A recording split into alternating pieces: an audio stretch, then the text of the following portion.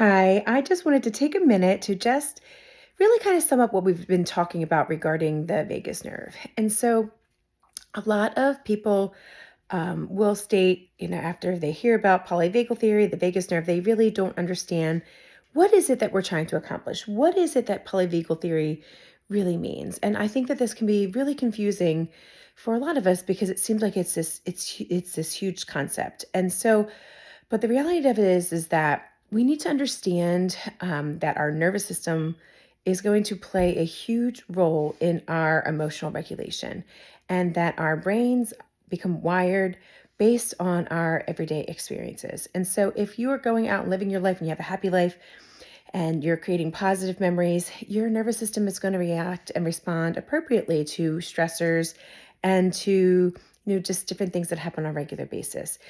Might go into fight or flight for a minute, but you're able to regroup and go on with life the way that you should, because your nervous system is not misunderstanding what that danger response is, or what that stress response was. We should be able to move in and out.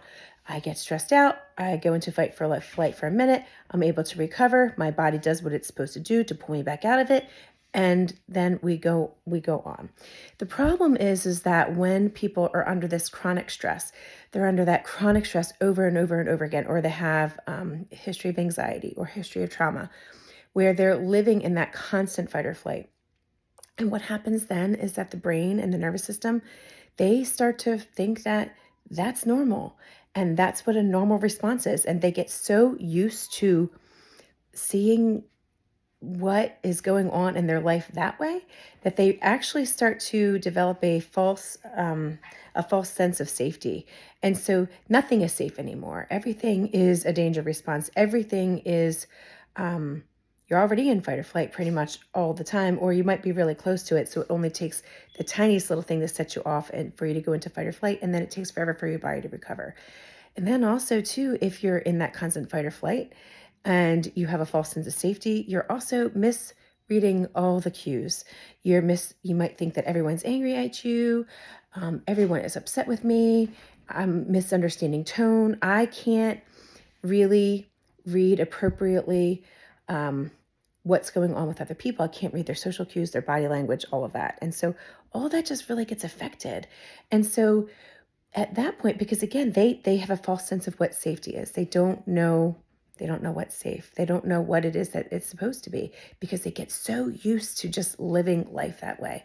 And your body can only handle that for so long before it just starts to shut down, or it's just like, we need to check out here, because our brains can't handle that level of stress.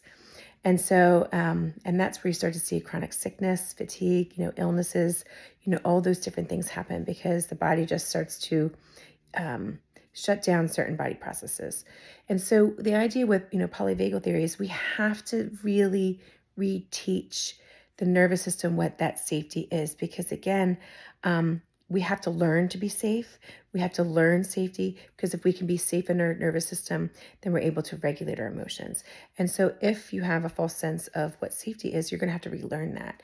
And so it's going to be a little bit harder for you. And so we basically have to relearn new memories, relearn new responses, really getting in touch with what your body is feeling. Because again, if you're in constant fight or flight, your heart rate's always elevated. It's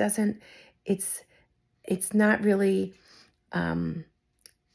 because that's what is happening normally. And so if it might take nothing to really send your heart rate to, go up significantly. And it's going to be a lot harder to bring it back down to a normal state of what we would consider to be low and regulated. It's going to be a lot harder to get there. And so that's what we really need to focus on: being aware of those stress signs, being aware of those body cues, being aware of what it feels like to be safe and to be calm. Like, oh, my heart rate's nice and regulated. My breathing is nice and regulated. So if we can start to learn, like, that's what safety feels like, that's what it should feel like, then we can try to get there. But if you don't even know that that's what normal should feel like, it's going to be a lot harder. And so we really need to work on trying to teach the nervous system not just how to get into that safety zone, but what safety feels like. So, and that's where, some of these rewiring techniques, some of the mindful techniques, all these different things are going to help, because again, we need to teach the brain to focus on, let's just focus on one little thing. Let's focus on my breathing. Let's focus on this. Let's shut every other stressor, off that's going on. So when we can focus on this, we can really be centered. We can focus on our body, and we can shut down all the extraneous stressors, the noise that's going on in the background, the thing that's distracting me, all the things that are going in my head. We have to learn to be able to shut those things out and really focus on our body, so that we can get our body and our brain to a calmer state, to a place of safety. And then we learn, we can then create that memory of, oh, this is safe. And so that way, when we're trying to recall that, our bodies will be able to get back to that place a little bit easier. I hope that makes sense. I know that part can be very confusing, but I think that understanding that part of safety um, plays a huge part in our emotional regulation. Thanks for listening.